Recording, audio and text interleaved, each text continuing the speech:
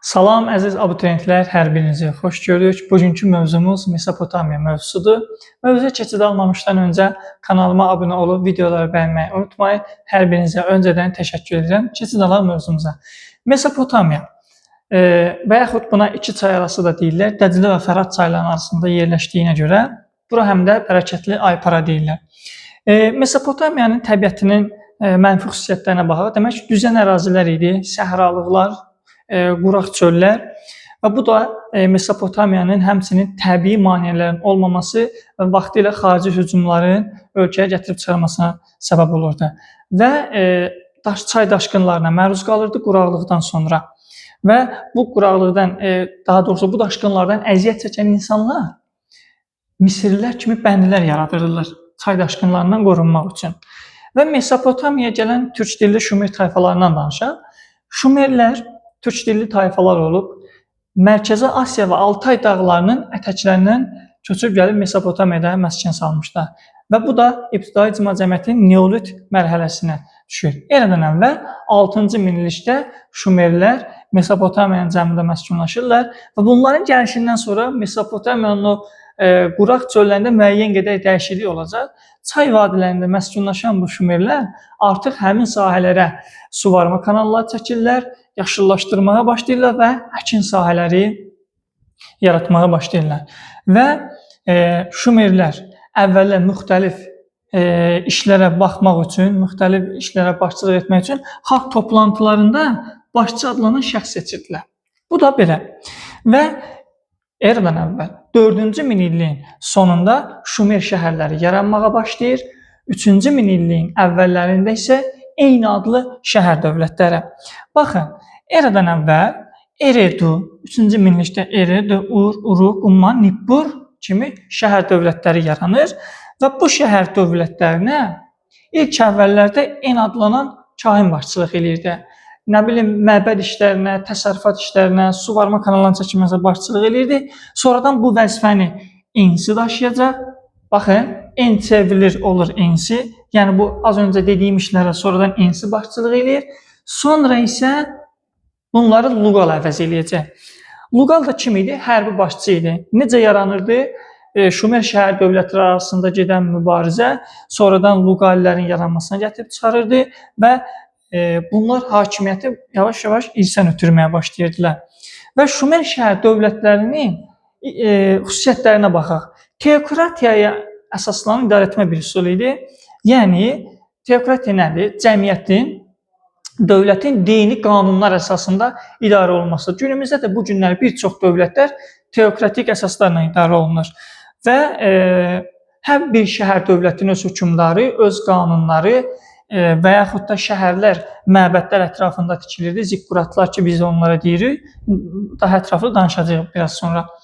Və mədəniyyətcə isə eyni idilər. Baxın, Şumer şəhər dövlətlərinin xüsusiyyətlərinə bağlı sual düşəndə mədəniyyətcə eyni idilər, amma hökmdar, qanunlar, hər birinin qoşunları, qalaları fərqli idi. Və Şumer şəhər dövlətləri arasında mübarizəyə baxaq. Demək, eradan əvvəl 4-cü minillikdə, artıq 3-cü minillikdə 4-cü minillikdə yaranan şəhərlər 3-cü minillikdə şəhər dövlətləri halına çevrilir və şəhər dövlətləri arasında mübarizə gedir. Əkin sahələri üzərində vahid dövlət yaratmaq uğrunda və ən əsas da vahid dövlət yaratmaq uğrunda mübarizə gedirdi. Və heç biri üstünlük əldə edə bilmir. Əksinə Şumer şəhər dövlətləri zəifləyir və bu da Şumer əhalisinin sayının azalmasına gətirib çıxarır. Və nəticədə bundan istifadə edən Sami tayfasından olan, yəni Ərəbistan yarımadasının şimalında yaşayırdılar Samilər. İndiki Ərəb və Yahudilərin əzadları. Və Sargon eradan və 24-cü əsrdə Mesopotamiyaya hücum edərək həm şimal, həm cənubun tutaraq vahid dövlət halına birləşdirir və tarixin ilk imperiyası olan Akkad dövlətini yaradır. Bəli, paytaxtı Akkad dövləti olan, tarixin ilk imperiyası olan Akkad imperiyası yaranır.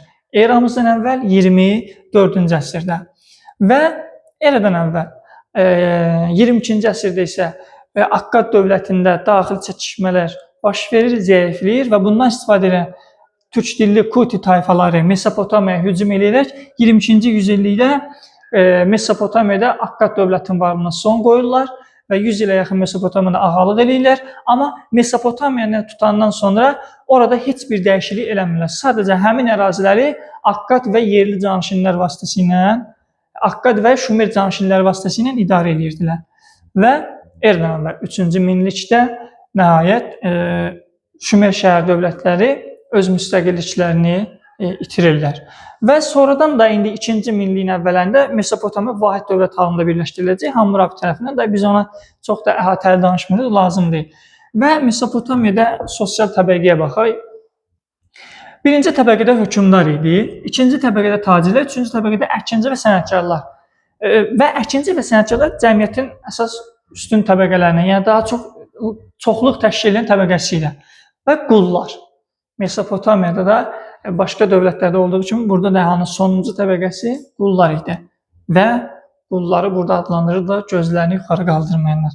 Bunu sadəcə əlavə olaraq dedim. Yusif Yusufovun Qədim Şərq tarixində oxuyanda oradan yadıma düşmüşdü. Və mədəniyyətinə də qısa olaraq nəzər salaq. İlk tunc alətləri məhz bunlar yaratmışdılar. İlk təkəri və onun əsasında nəqliyyat olan arabanı yaratmışdılar. Yük daşınmasında istifadə edirdilər. İlk dəfə duluz çarxından istifadə eləmişdilər. Sonra tağ üsulundan istifadə eləmişdilər. Yəni tikintidə. Sonra sütunlar yaratmışdılar. Bax, sütunlar Hindistanda deyirdiyə. Eradan 3-cü əsrdə sütunlardan istifadə etməyə başlamış. Və Şumerdə yazı. Eradan əvvəl 4-cü minillikdə ilk yazı olan şəkli yazıdan istifadə etmişdilər. Sonra isə 3-cü minillikdə artıq öz yazılarını, mixi yazısını yaratdılar. Yəni mismar formasında olduğuna görə buna elə deyirlər. Və həmçinin Şumerlər ilk yazılı qanunlar toplusunu yaratmış, xalqlar kimi yadda qalmışdılar.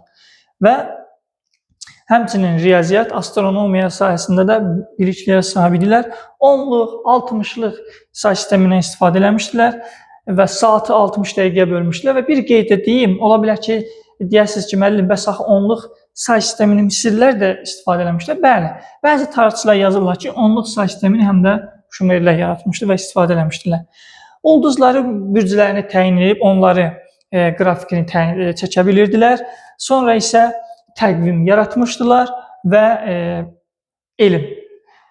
Məxsusən də varlı uşaqların, varlı ailələrin uşaqları təhsil alırdılar.